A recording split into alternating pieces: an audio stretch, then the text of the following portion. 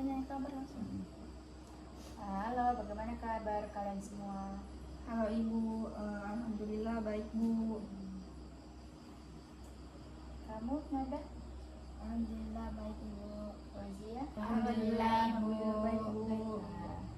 Baik. Alhamdulillah kalau begitu ya, semua dalam keadaan sehat. Ngomong-ngomong, tadi kalian kesini naik apa? Sendiri atau ada yang diantar? Kebetulan saya diantar Bu, karena saya tidak bisa bawa motor. Kalau saya naik motor sendiri Bu. Sama Bu, saya juga bawa motor sendiri. Ngomong-ngomong sebelumnya, sebelum kalian kesini tadi kalian sudah pamit belum? Kalau saya sudah menelpon orang tua saya Bu, cuman saya tuh hanya memberitahukan orang tua saya bahwa saya hanya ingin bercerita. Saya juga Bu, saya sudah meminta izin kepada orang tua saya Bu, sama seperti Aziza. Kalau saya Bu, saya sudah minta izin Bu, tapi saya nggak kasih tahu orang tua saya kalau mau pergi ke tempat Ibu. Oke, baiklah, nggak apa-apa ya, yang penting sudah berpamitan sama orang di rumah. Jadi sebelumnya karena kalian itu sudah membuat janji sama ibu untuk konseling pada hari ini, sebelum kita masuk ke sesi konseling, ibu akan menjelaskan beberapa hal terkait proses konseling kita, dari proses kelompok maupun proses individu. Jadi di dalam konseling itu kita ada yang dinamakan asas. Jadi asas yang ibu pakai di sini dalam proses konseling kita adalah asas kerahasiaan, di mana asas kerahasiaan ini itu ibu sebagai konselor tidak akan menceritakan hal-hal pribadi ataupun masalah yang kalian sampaikan kepada ibu. Adapun asas yang kedua yang ibu gunakan adalah asas keterbukaan. Jadi ibu harap pada saat proses sesi konseling kita ini berlangsung, ibu berharap kalian itu secara terbuka kepada ibu dalam menceritakan masalah-masalah kalian, agar ibu itu bisa memahami dan menanggapi permasalahan kalian itu dengan baik. Jadi sebelumnya proses konseling kita ini akan berlangsung selama 45 sampai 60 menit ke depan. Jadi ibu harap kita memaksimalkan dengan sebaik-baiknya proses konseling kita. Berarti apapun yang kami ceritakan Ibu akan merahasiakannya. Betul sekali Nada. Jadi ibu tidak akan memberitahukan kepada siapapun tentang pembicaraan kita pada hari ini. Baik, kalau begitu kita mulai ya sesi konseling kita. Kira-kira siapa nih pertama yang mau mengajukan diri untuk berbagi cerita kepada ibu dan juga teman-teman yang lain? Saya Bu. Ya, Nada, silakan. Jadi saya tuh bingung Bu dengan perasaan saya. Ketika saya sedih, saya tidak tahu bagaimana harus meluapkan perasaan sedih saya, sehingga saya tuh selalu murung dan selalu merasa sendiri Bu. Sebelumnya Nada, boleh ibu tahu apakah kamu punya pengalaman yang buruk tentang perasaan sedih yang kamu rasakan sehingga kamu itu sulit untuk mengeluarkan perasaan-perasaan sedih kamu? Sejujurnya saya pernah mengalami hal yang tidak baik Bu. Saya pernah bercerita kepada teman saya bahwa saya sedang merasa sedih, tetapi teman saya menanggapinya dengan hal lain, seperti berkata, gitu aja masa sedih sih, lebay deh kamu. Jadi sejak saat itu saya tidak bisa meluapkan perasaan sedih saya Bu, sehingga membuat saya lebih suka berdiam diri dan menyendiri ketika sedih. Selain itu, apakah ibu boleh tahu ketika kamu menghadapi perasaan itu, apakah ada perasaan-perasaan lain seperti perasaan kecewa atau hanya perasaan sedih saja yang kamu rasakan? Saya juga merasa kecewa Bu. Saya hanya ingin didengar, tetapi ternyata teman saya malah menanggapinya dengan menganggap itu lebay. Ibu mengerti dengan perasaan kamu. Ibu bisa lihat bahwa kamu itu hanya ingin divalidasi perasaannya agar kamu itu menjadi tenang dan juga merasa lebih baik. Tetapi pengalaman itu justru membuat kamu merasa tidak bisa meluapkan perasaan-perasaan sedihmu. Ya Bu. Pada saat kamu merasa sedih, apakah ada hal-hal yang kamu lakukan? Saya biasanya membuat beberapa catatan kecil Bu, seperti kata-kata di sosial media saya Bu. bagus sekali. Itu merupakan trik atau strategi. Tanpa kamu sadari, kamu sudah melakukan salah satu trik agar bisa meluapkan perasaan-perasaan kamu yang kamu rasakan. Sebelumnya, kalau ibu boleh tahu, jika perasaan sedih kamu muncul, kira-kira apakah kamu akan mencoba hal baru? Sepertinya saya akan tetap mencoba meluapkan perasaan-perasaan yang ada, Bu. Seperti membuat kata-kata, Bu. Menurut saya dengan itu saya bisa lebih lega. Bagus sekali, Nada. Sebenarnya kamu itu sudah bisa mengatasi perasaan-perasaan sedih kamu, tetapi hanya saja kamu itu belum sadar akan hal itu dan masih ada perasaan takut untuk mencoba. Kira-kira apakah ada yang sama seperti yang dirasakan dengan Nada? Saya, Bu, saya juga merasakan hal yang sama seperti apa yang dirasakan oleh Nada tadi. Oh ya, bisa kamu ceritakan apa yang kamu rasakan? Ketika saya sedih, Bu, saya tidak ada yang mau mendengarkan saya, Bu. Saya merasa bahwa saya itu tidak berhak untuk didengar. Kenapa kamu bisa berpikir seperti itu? Apakah kamu pernah mencoba untuk meluapkan perasaan kamu sebelumnya, tetapi tidak ada yang mau mendengarkan kamu? Pernah, Bu. Saya tuh pernah mau bercerita kepada teman saya, tetapi teman saya itu menghindar dan tidak ada yang mau mendengarkan saya. Jadi pengalaman itu yang membuat kamu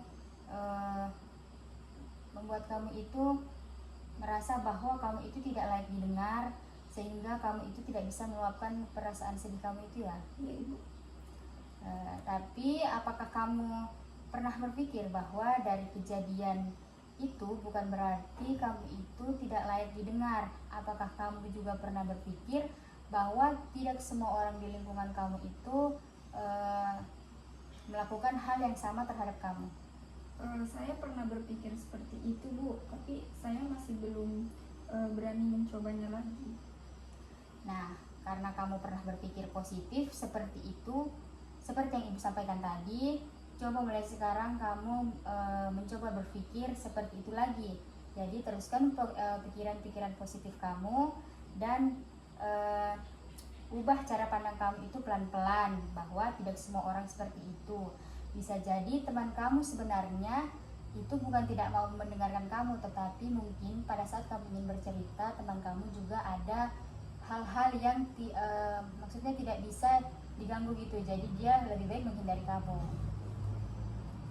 Jadi setelah ini, apakah kamu mau mencoba satu hal kecil? Mungkin kira-kira hal kecil apa yang ingin kamu coba atau lakukan? Mungkin saya akan berusaha membuka diri, Bu, dan mungkin saya akan mencoba untuk berbagi pengalaman dengan teman saya. Bagus sekali ya, Aziza. Itu merupakan salah satu strategi yang baik dan ibu percaya kamu bisa melakukan itu dengan baik. Bagaimana dengan Fauzia? Apakah juga merasakan perasaan yang sama seperti Nada dan juga Aziza? Saya juga merasakan hal yang sama, Bu, tetapi saya tidak bisa meluapkan perasaan marah saya dengan baik. Apakah kamu juga punya pengalaman buruk terkait perasaan yang kamu mau sampaikan, sehingga perasaan itu tidak bisa kamu luapkan dengan baik? Saya takut, Bu, ketika saya marah, saya tidak bisa mengontrol perasaan marah dengan baik. Saya juga takut menyakiti orang di sekitar saya, Bu. Ketika saya marah, saya akan berteriak dengan keras dan mengunci diri saya di dalam kamar. Jadi kamu menahan mengeluarkan perasaan-perasaan kamu itu dengan berdiam diri, mengunci diri kamu di dalam kamar, sehingga tidak ada yang bisa berkomunikasi atau berinteraksi dengan kamu. Jadi kamu takut jika kamu meluapkan perasaan-perasaan marah kamu itu malah akan menyakiti orang lain, begitu ya? Iya, Bu, betul. Ibu mengerti sekali dengan apa yang kamu rasakan. Sebenarnya ini adalah bentuk perlindungan yang kamu lakukan agar kemarahan kamu itu tidak menyebabkan masalah di sekitar kamu. Tetapi justru pertahanan diri yang sedang kamu lakukan ini justru membuat kamu itu merasa tidak baik dan tidak bisa meluapkan perasaanmu dengan sebagaimana atau semestinya kamu meluapkan perasaan. Iya Bu. Kira-kira apakah kamu mau mencoba memperbaiki perasaan marahmu dengan pelan-pelan dan membuka diri? Kalau itu Bu, saya mau, tetapi saya takut. Keinginan saya untuk mencoba itu sebenarnya ada Bu. Sebenarnya kamu mempunyai pikiran-pikiran seperti itu sudah sangat bagus ya Fauzia. Kamu berani mencobanya. Sebenarnya kamu ini berani mencobanya, tetapi kamu itu masih merasa takut, dan itu membuat kamu merasa tertekan lagi dengan mengunci diri kamu di dalam kamar seperti itu. Cobalah dengan pelan-pelan tanpa terburu-buru, buang pikiran-pikiran negatif kamu tentang kamu akan menyakiti orang lain. Baik Bu, saya berusaha mencobanya. Saya akan berusaha mencobanya. Terima kasih karena kalian semua sudah mau menceritakan pengalaman-pengalaman ataupun masalah-masalah kalian yang sedang kalian hadapi saat ini. Kalian luar biasa, dan Ibu senang kalian bisa berbagi cerita kepada Ibu dengan teman-teman kalian. Sebelum kita akhiri konseling kita, kira-kira hal apa yang kalian sadari tentang diri kalian? Kalau saya Bu, saya sadar saya tidak bisa memendam perasaan sedih saya dalam jangka waktu yang lama.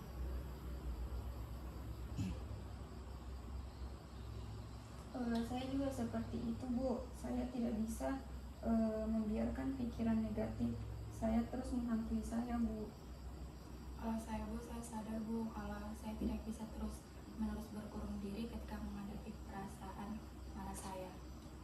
Baik, Ibu sangat senang sekali mendengarnya. Kesadaran ini penting agar kalian itu bisa mulai berubah dengan perlahan.